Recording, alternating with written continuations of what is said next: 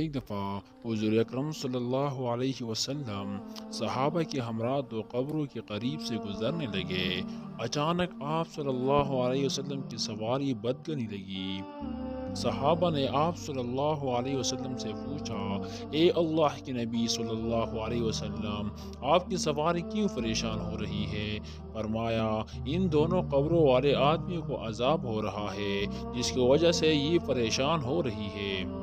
صحابہ نے پوچھا، اے اللہ کے نبی صلی اللہ علیہ وسلم، ان کو کن گناہوں کی وجہ سے عذاب ہو رہا ہے؟ فرمایا، ایک کو غیبت کرنے کی وجہ سے اور دوسرے کو پیشاب کے چینٹوں سے پرہیز نہ کرنے کی وجہ سے عذاب ہو رہا ہے۔